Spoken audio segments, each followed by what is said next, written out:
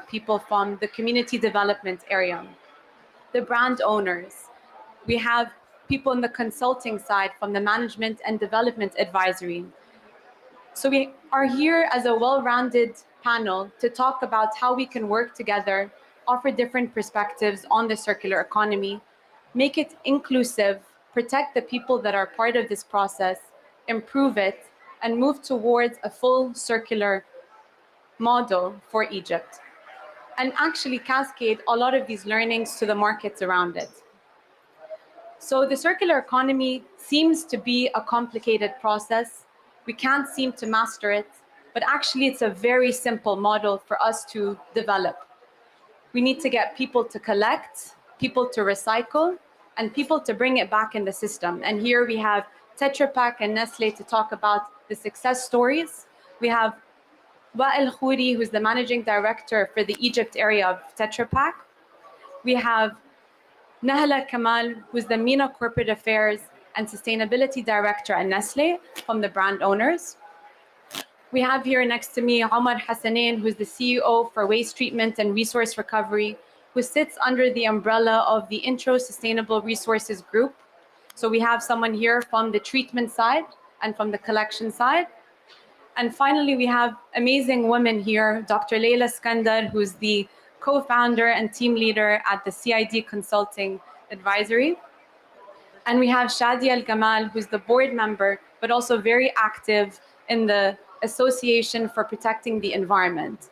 So a very well-rounded people from across the value chain to make sure that the circular economy is moving. So we'll start with Ahmed here on my left, who is part of the treatment and the recovery side of how we collect the different materials in our system. So we'll start with you, Ahmed, and you can explain to us what does the landscape look like for Egypt? What are the challenges? What are the problems that we're facing? And who are the key players that we're seeing in that process? Hello, everybody. Thank you, Yasmin, for this introduction. I'd like to start, first of all, by we're going to be talking about MSW, which is municipal solid waste. Municipal solid waste is basically your household waste coming out from your houses. We'll talk first about the volumes, annual volumes that are generated in Egypt. Then we're going to talk about the composition of the MSW. Then we're going to talk a little bit about the value chain in Egypt, the challenges in the value chain, and the achievements that have been done in the last couple of years. So the quantities in Egypt are around 20 to 23 million tons per year. This number is an estimated number based on surveys done at the household level. I'll explain that to you why later. The composition of the MSW is majorly in Egypt and in developing countries, 50 to 55% organic waste in urban areas, about 60 to 65% in rural areas. You have about 17 to 20% recyclable material, and the rest is a mix of other undifferentiated kinds of waste. Could be metal, glass, textile, wood, and other materials. The value chain in Egypt and in other parts of the world is basically 4 stages. So you have the collection side, collection and cleaning. You have the sorting side. You have the treatment, and then you have the safe disposal. In Egypt, in addition to this value chain, you have a parallel value chain, which is the informal sector, which can take up to 2 or 3 of these stages alongside the formal channels. The challenges that you find in Egypt are mainly in also 4 areas. You have the awareness. We're talking about awareness of the people, behavior of civil society with regards to waste, when to take out the trash, what type of trash do you put in which type of bins, awareness on what happens to trash once it's disposed of out of your household, and so on and so forth. The other side would be information. So the available information for policymakers, for local authorities, for investors, and so on and so forth, that will help to capitalize or actually solve the gaps within the value chain. You also have the, so we said awareness, we said information, we said funding. Funding is an important one. Funding for the municipalities on how to finance the operative expenses within the value chain. So you have collection has a cost, sorting has a cost, recycling has a cost, and disposal has a cost. So that cost has to be funded from different sources. Some of that funding comes through the proceeds from the sales of the products that are recycled or recovered, but not in every single case that funding can cover the whole value chain. So sometimes you need funding from residents through the waste tax that you pay, for example, on your electricity bill, to help the municipalities being able to cover all of the obligations of the contracts within the whole value chain. And finally, you have the commitment of off-takers, stakeholders, and so on and so forth that also have to be involved with the total solution. It has to be a holistic solution. So that's in a nutshell what happens in Egypt. You also have the positive notes. What happened over the last couple of years is that you issued a new law in 2020. You also have the executive regulation, which was issued in January of this year. And with these two, you have at least a roadmap on how to solve all of the challenges within the value chain. Obviously, this cannot be done only by government or only by society or only by stakeholders like Tetra Pak, Nestle, and whatnot. You need also the investors, you need the financiers, the banks, and overall you need the full stakeholders to be involved in the commitment of achieving circularity and zero to landfill target. So thank you, Ahmed. It seems like there's a lot happening and there's a movement from policy to move forward. But before we move on to what the future looks like, Dr. Leila, can you explain a little bit of what's happening on the informal sector? Who are the players? How do we protect them? And how do we bring them into that future of what we want to be creating as a circular economy? Thank you, Yasmin. The informal sector in Egypt recovers 60% of municipal waste. In Africa, only 11% of the materials are recycled, and that's by the informal sector. In other emerging markets, the magnitude of recycling is done, like Cairo, by the informal sector. So what do they do? In every country, it differs. But basically, their power and importance, significance comes from the fact that they source the materials they collect from the source. They find different ways, either by contracting, by scavenging, by community-based organizations. Whichever method they choose, their significance in emerging markets worldwide is that they source the materials from the source of its generation. But they don't stop there. Significantly, they also move it through a mass of humanity that acts like a big factory. That big factory consists of a mass of humanity that live in informal settlements. And again, they do it in different ways. Sometimes they organize under community-based organizations. Sometimes they're individual.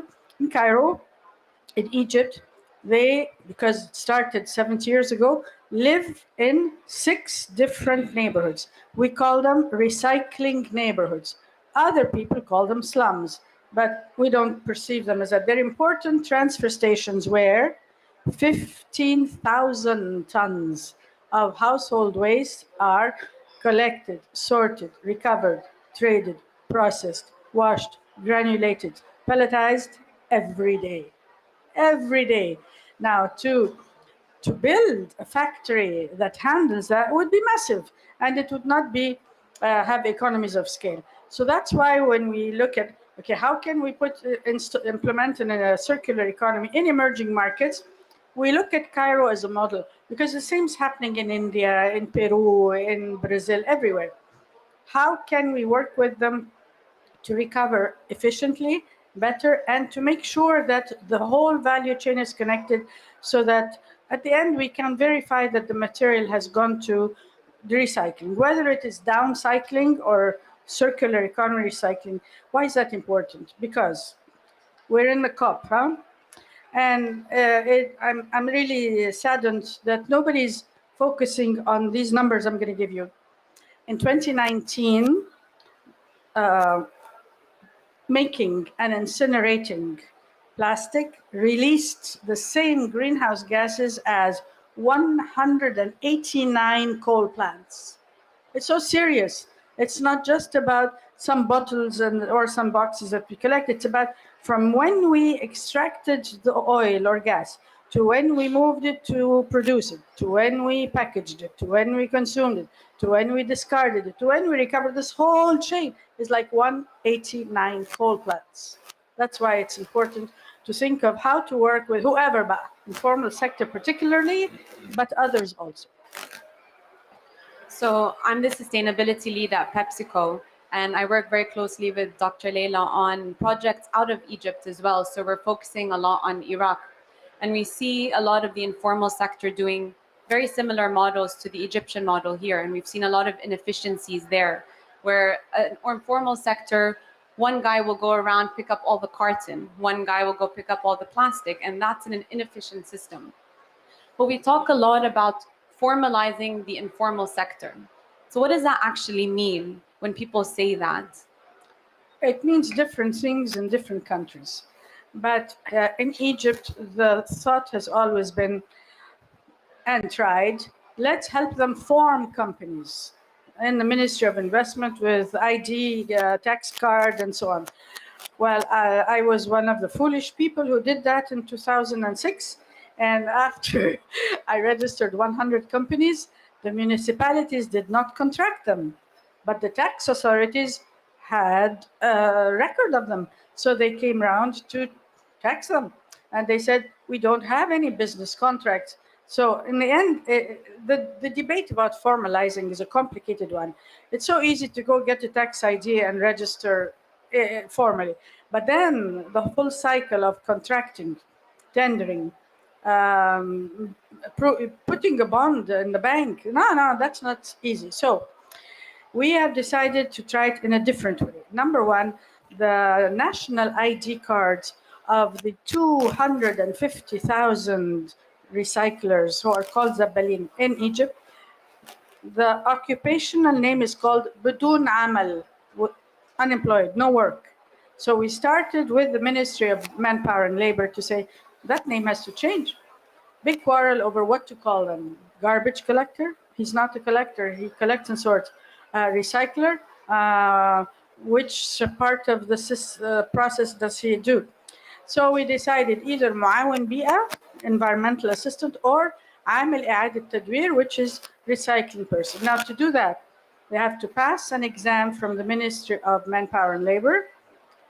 Then that goes to the civil registry, the successful completion of exam, and they change the ID card, first step. Then the Ministry of Environment set up a platform for them to register. It's just to say, we exist, we're here. But then after you take the ID, the national registry, there are so many harder steps. Contracting, making their work safe, getting the consumers on board to source segregate, and then working with industry to take the clean source segregated at a fair market price so that you can at the end really claim circularity. That's great. So I'll move on to Shadia because with her work at the Association for Protecting the Environment, she does a lot on protecting these types of communities and the women within these communities and families that work in the Zabalin community.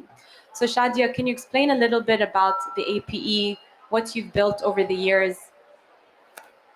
Sure. It's working. Yes. APE started in 1984, long time, 40 years ago, by working in one of the largest garbage collectors area of Cairo, and teaming and partnering with the garbage collectors, we started to make compost out of organic waste that they were collecting. They would sort only the hard things, and they would leave the organic in their homes because they do all the collections in their homes. And they raise up animals, and then they end up having piles and piles of organic waste. So this organization came into the area to help the garbage collectors clean their space and make compost out of this, and it was a very high-grade compost that was sold for very good money to land reclamation. And by this money came back to the Society of Garbage Collectors to help the women and to start a women empowerment project by recycling other stuff that people do not need, which is like fabrics, for example, that come from factories, garment factories, clean fabrics. Clean fabrics, we take them from garment clothing factories in tons, and they come, and Dr. Laila has had to do with designing this kind of women empowerment project. They started by doing loom rugs on looms, teaching the ladies how to make rugs on the looms with those fabrics. And through the making the craft, they come to be trained for 3 months. Then we give them a loom at home. And also we offer them literization classes because they were all, they don't know how to read and write, and they were very, very poor. So this is how the whole thing started about women empowerment and working in the garbage. And after that, we started another project also for fabrics, which is patchwork. That came another idea. We make beautiful products. I wish I could show you a picture, but I have, yeah, this is one of them. It's made on the looms with the fabrics. Very nice. Yes, and through the craft, they developed a lot. Those women who were illiterate, some of them went to college after that, and the good ones, they were employed at APE to be teachers, to be trainers, to take care of the finance, to take care of the boutique, to take care of the storage. They are running the business, but we as volunteers, we come from the outside world to help them with ideas, with designs, with colors, and with also with marketing, because they cannot reach easily those things. And after the patchwork, we started another project, which is paper recycling in 1992. Yeah, in 1992. By the way, we trained about 1,200 women in the rug weaving and patchwork. So it's a very large number. And they were producing at their own time, at their own will.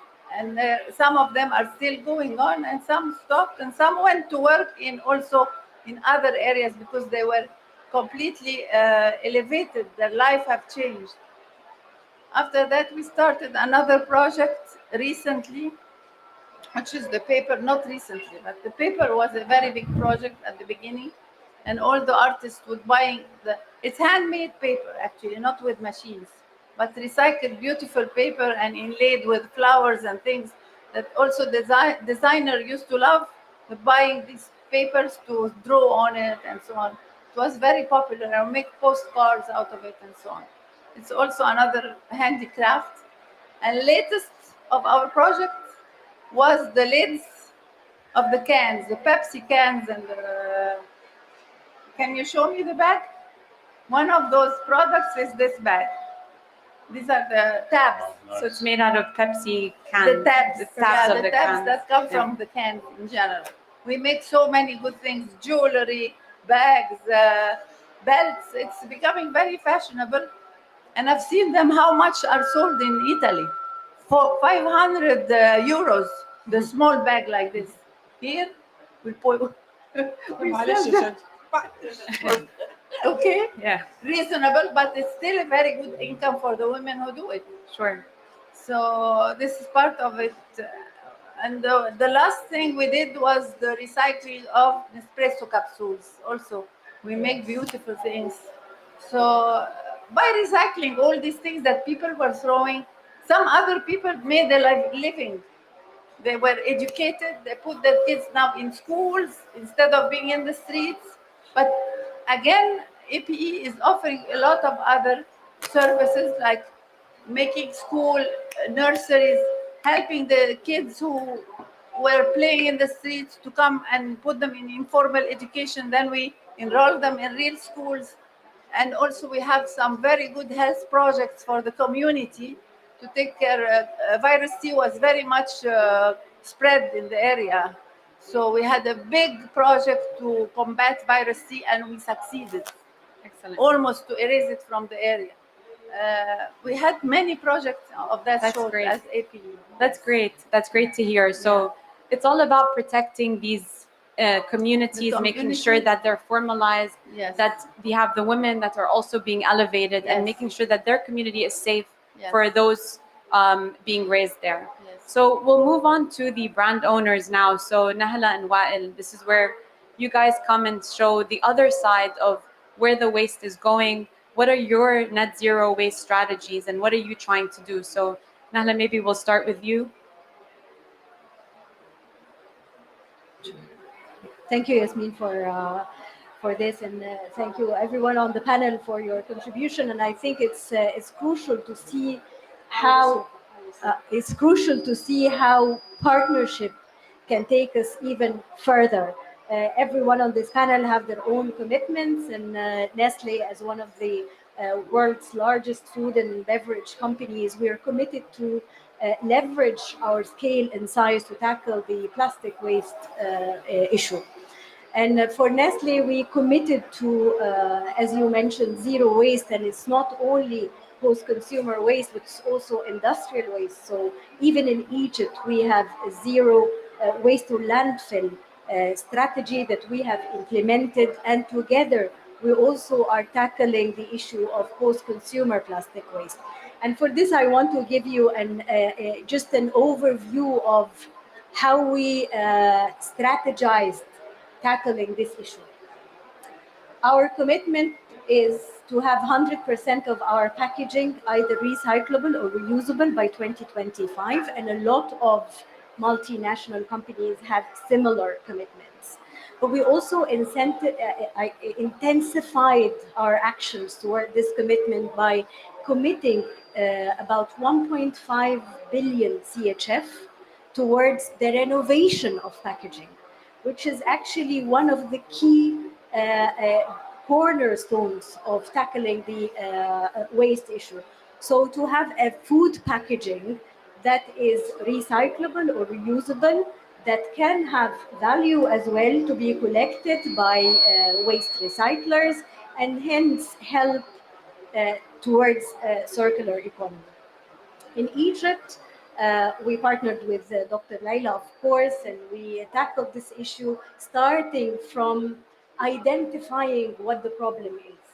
So these commitments are global commitments. I don't think anyone would disagree with where we want to be, but how to tackle the issue is, as Dr. Laila mentioned, is very local. So what we do in Egypt is different than what we do in Nigeria, is different than what we do in Europe. But at the end of the day, in Egypt, we identified the problem, we sized the problem.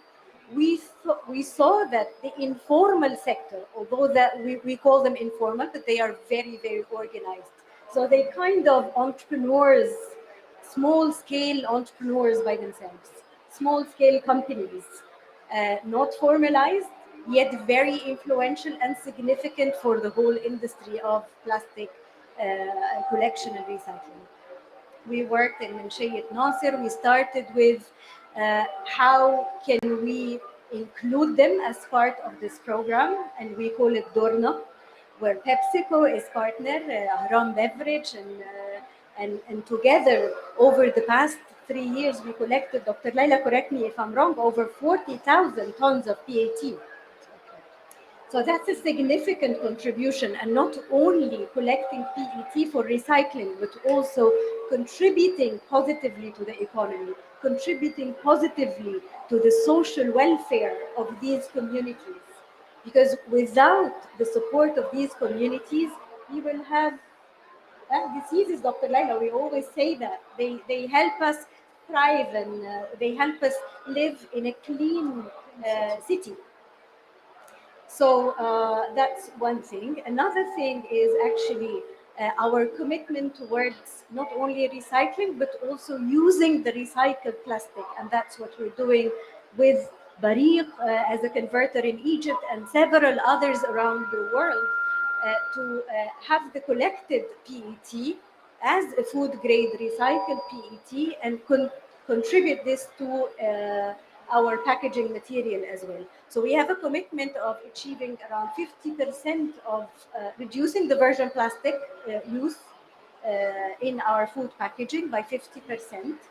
And we here you can see in COP actually we have a hero SKU, and Pepsi also did that a couple of years after we did the 100% recycled plastic PET bottle for waters. And I think if we join forces, if we work together towards achieving this, we will together achieve a circular economy that is beneficial for the companies, achieve our commitments, and also be contributing positively to the community. That's true. So essentially, what the dream is to divert all of this waste into new products. Just what Shadia was explaining. There are things to do with this material, but ideally, what brand owners should do is bring it back into our packaging as a fully recycled new bottle. So we have a few initiatives whereby we're creating new bottles from old bottles, and that's where Bariq comes into play. So essentially, you want to take all the material that the informal sector collects and then send it off to the Bariq facility or other facilities to treat, and then essentially come back into our system as a new product or a new packaged good. So we'll move on to Tetra Pak. And what are your success stories? What are your challenges? Especially because your bottle is different and your packaging is very different than Nestle and PepsiCo. Yeah, first, great to be here with one of our dear customers, lectors, and everyone else. Dr. Leila, good to see you all. So at Tetra Pak, our vision is basically making food safe and available everywhere, right? So our product is to carry safe, nutritious product or products to consumers. It's just very simple. And also our motto is to protect what's good. You'll see it on our packages, our logos, protect what's good. And what we mean by that is we have three areas. One is people, protecting people. The second area is food, protecting this food that goes into the package, that the food that our customers process, that goes to consumers. And the third is the planet, right? And I guess today is focused more on the planet. Our challenge is just like every other industry or every other multinational company is how do we reduce greenhouse gases? How do we make sure that we have the least waste that goes into landfill? As you know, a third of waste around the world comes from food. So it's a lot of waste that goes into landfill or just gets wasted before it gets to consumers. Of course, Tetra Pak across the world have started many initiatives across the globe, and in many countries we're very advanced to a degree where 90% of what we deliver to our customers is collected, and 70 to 90% of it is recycled. And when it's recycled, obviously, we're able to turn these products, the fiber, the plastic, the aluminum, into new products, such as toilet paper.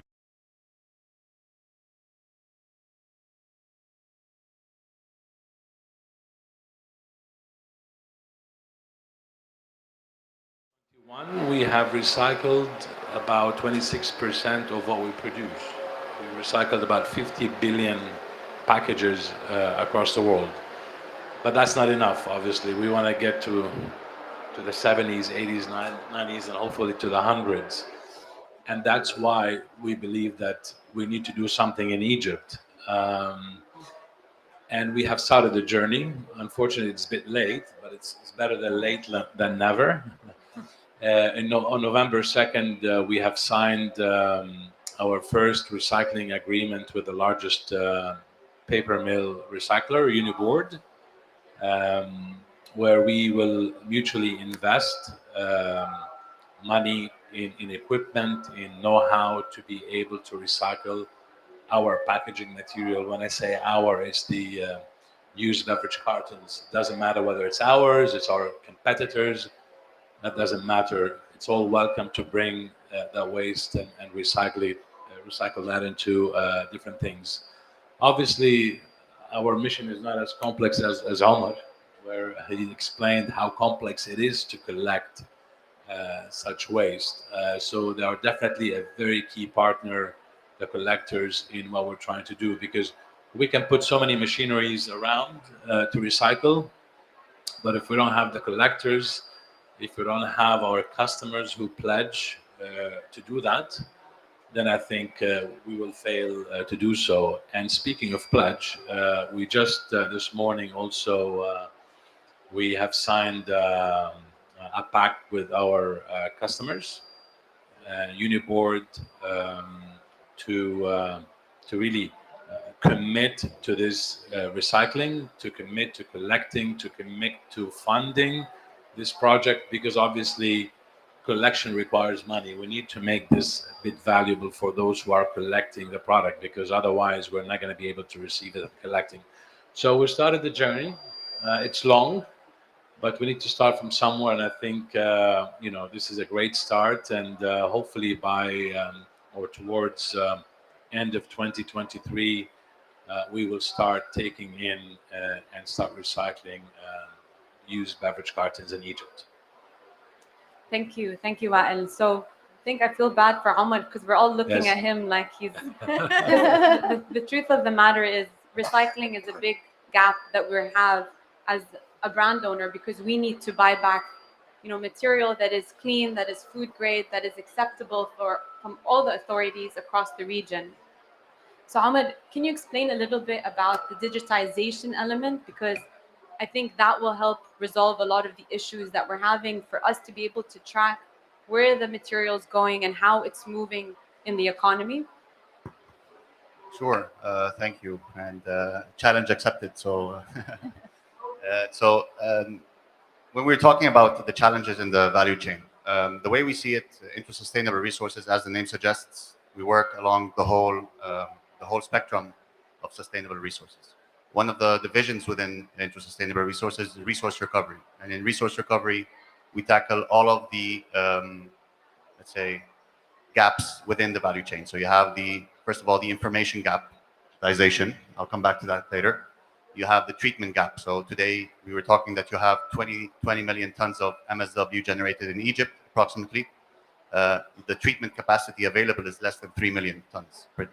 So there's a huge gap there. That gap requires financing and requires funding for operation. That's where the treatment part comes in from our company.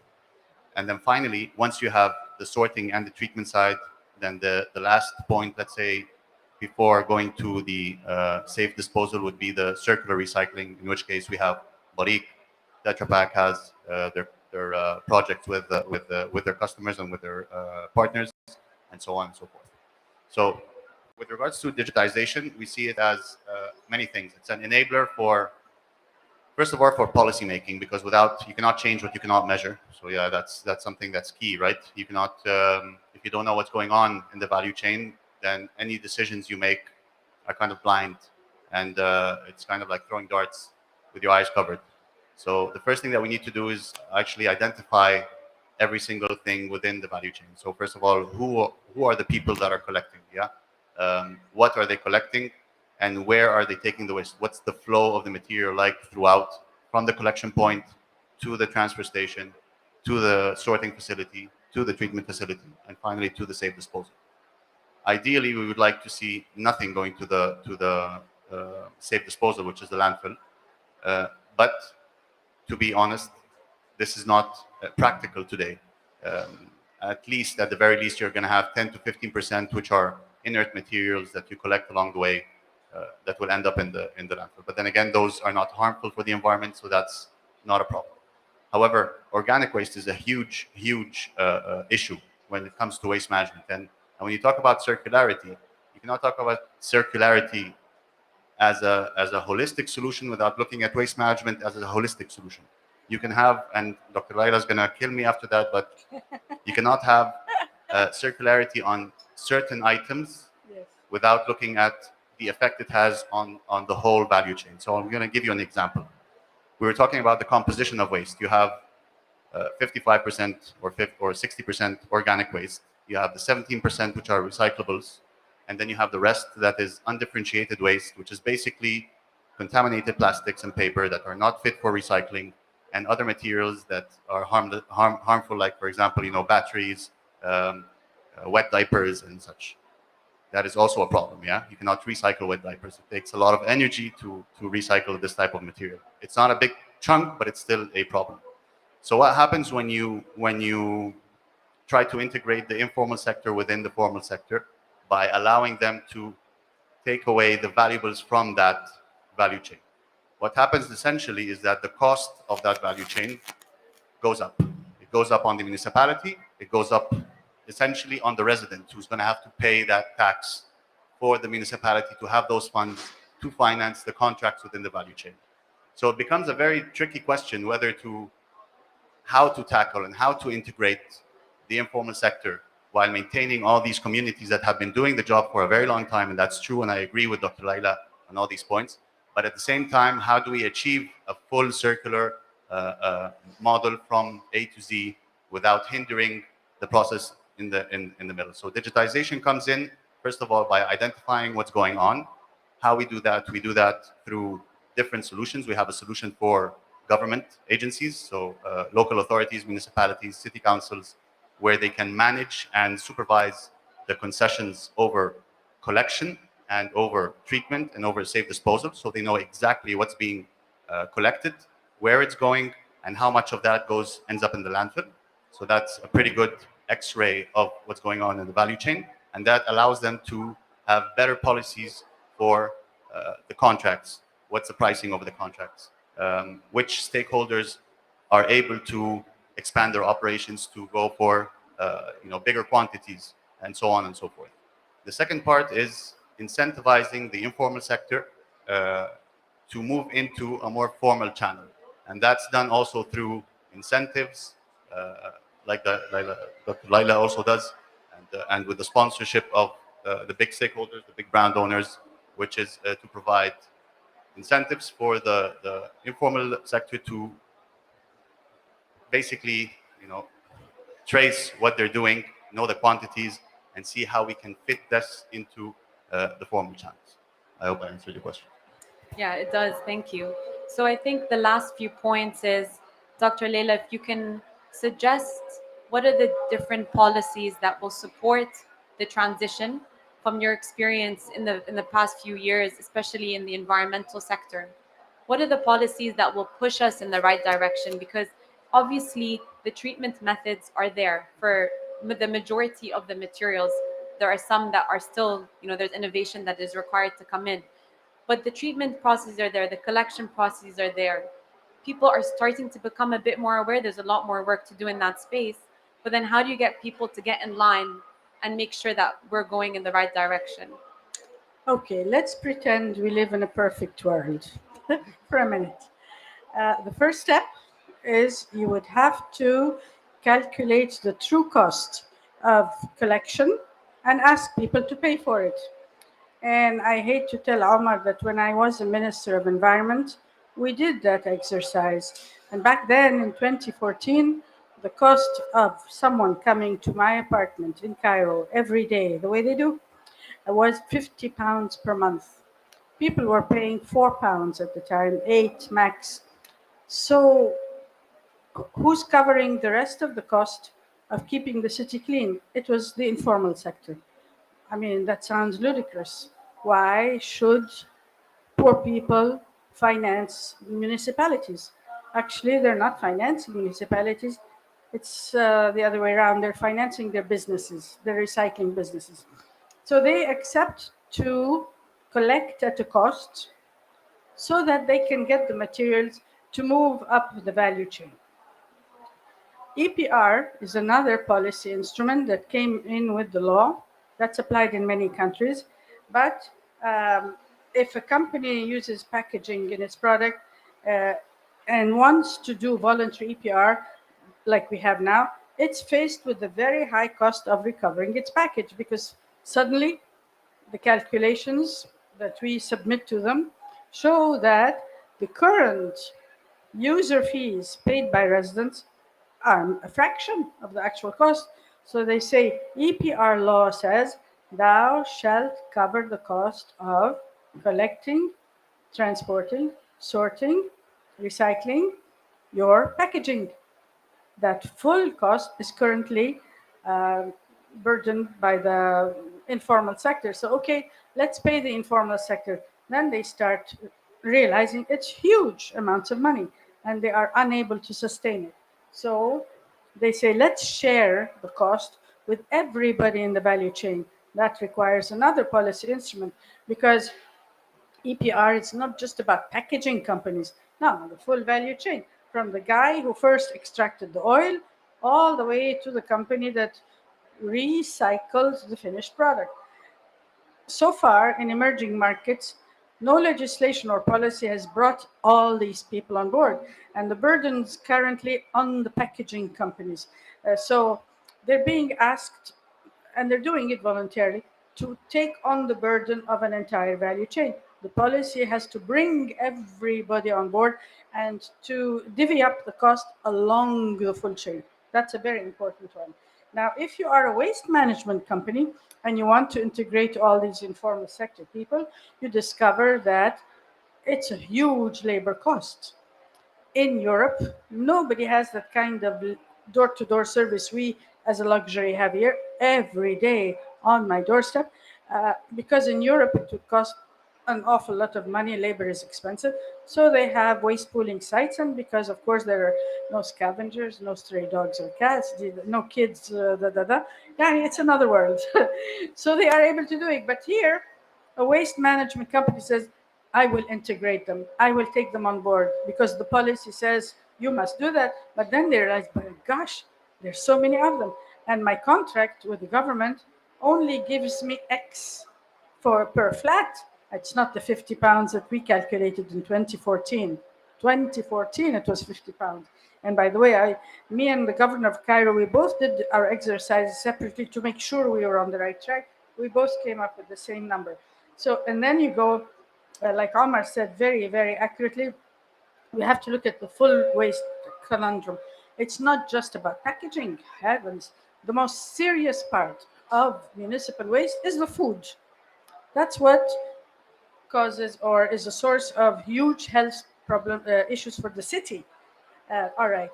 Now, if I started doing source segregation and had a different kind of informal sector inclusion and said, please collect only the packaging, who's going to collect the organic?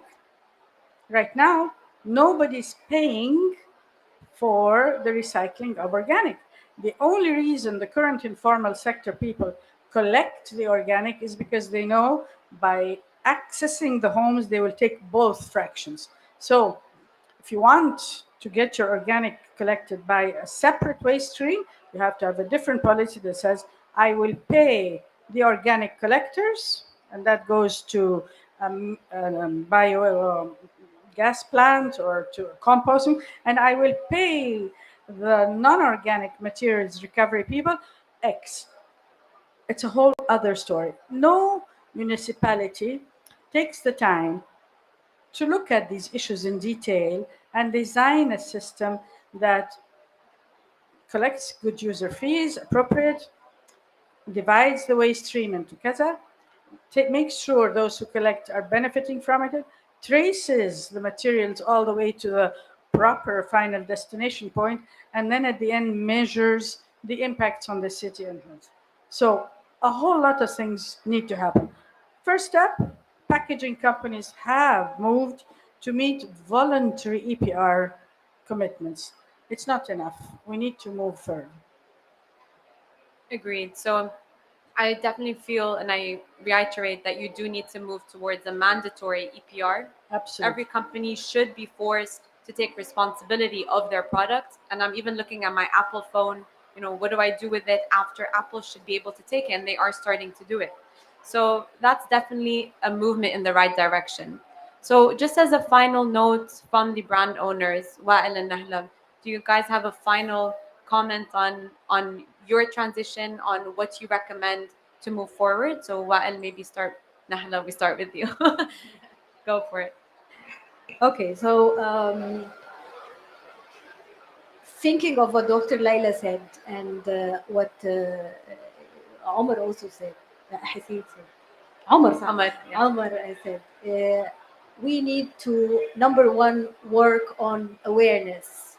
And awareness not only for consumers, but also for governments, for communities, for other stakeholders. Creating this awareness and creating the critical mass that can drive this into a sustainable, long-term, beneficial ecosystem for everyone would be the number one priority. Number two is working on the policies, be it EPR, be it other policies regarding packaging, the standards for packaging, the standards for food grade recycled packaging is the second priority. And I think third is to think of alternative ways of recycling. We now know there are downcycling, upcycling, recycling into circular economy and so on. But there are other things that we can still look for. Incorporate young people, incorporate entrepreneurs to think about alternative ways that can support us as well into our journey. So I think these are the three things that I would think are important for us to move forward. Thank you. I think, as some of you have said, it takes commitment, really. I mean, we're not going to be able to do this on our own. You're not going to be able to do it on your own. We have to become more organized. We have to talk to each other more and see how we can create the right value chain with the right value. Because if it's not valuable, then it becomes more and more difficult. I would like to see EPR, extended the producer responsibility, coming in as fast as possible. We need to keep investing. We at Tetra Pak invest 40 million euros in recycling for the next 3 years, every year, right? So we need to keep doing this, and we need to educate, as you said.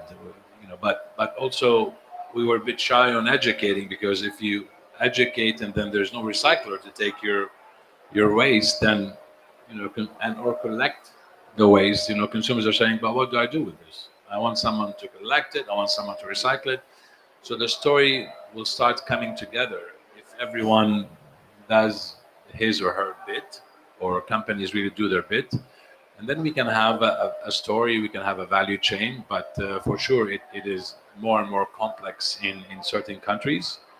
But it has to start from somewhere. The other part, which I didn't touch upon, is obviously the renewable material, because obviously using renewable material, I think that's relieves a bit of the headache, such as paper comes from renewable resource, and how much are you depleting resources.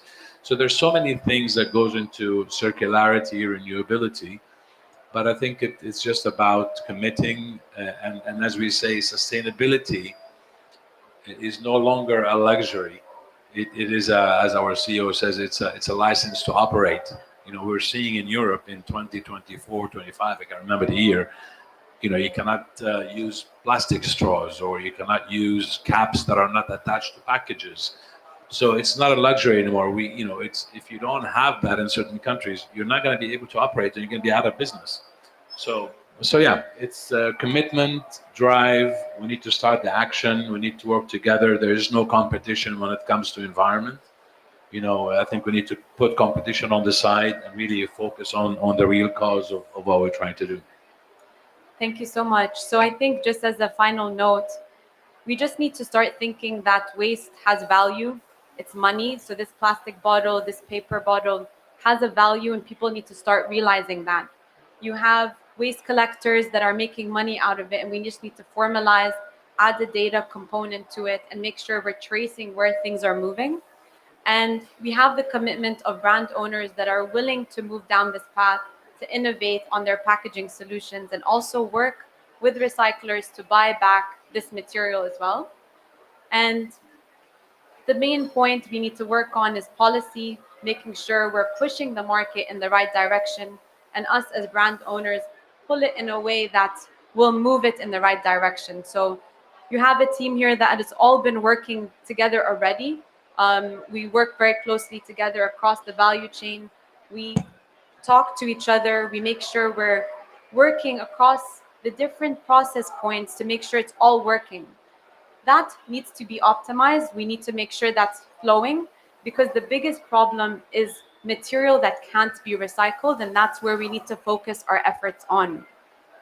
Things that can't be recycled and end up in a landfill, that's where we need to put our money in. Everything else is much easier and less complicated. The process of the circular economy works. It's there, it exists. People are already working in it. It's not complicated. What we do need to work on is the material itself, making sure we're able to divert it and minimize the amount that is ending up in a landfill rotting away. So thank you very much. If you guys have any questions, we're all around for a few minutes. You can come and ask us at some point. Thank you.